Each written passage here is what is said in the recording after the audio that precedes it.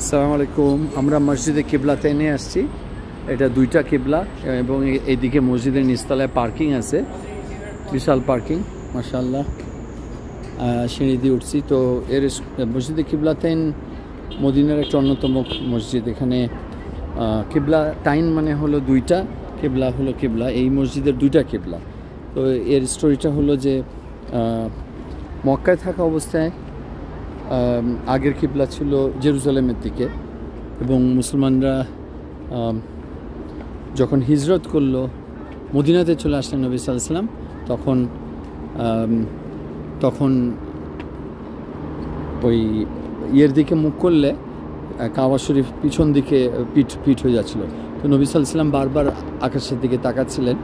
তখন আল্লাহ সুবহানাহু ওয়া তাআলা কোরআনের আয়াত নাজিল করলেন যে কিবলা তুমি বারবার আকাশের দিকে তাকাচ্ছ, আমি কিবলা পরিবর্তন করলাম। তো বলা হয় যে নামাজ পড়া অবস্থায় এখানে যে ইমাম ছিলেন, যে যখন কিবলার আয়াত ওনাকে বলা হলো যে চেঞ্জ হয়ে গেছে কিবলা, তখন উনি আর কি সামনের দিক থেকে পিছন দিকে চলে আসলেন। আবার অনেকে বলে যে হিস্টোরিয়ানরা বলে জোহরের সময় জোহর পড়ার পর এই আয়াত নাজিল হয়েছিল, তাই আসরের নামাজ কিবলা চেঞ্জ হয়ে গেছিল। তো ইদার ওয়ে এখানে সেই কিবলা প্রিজার্ভ করা আছে। তো এখন আমরা কাবার দিকে মুখ করে নামাজ পড়ি, কিন্তু এই আগেকার কিবলাটা প্রিজার্ভ করা আছে। আমি দেখাবো, উপরে মসজিদের উপরে কোণার মধ্যে ওই কিবলা রয়েছে।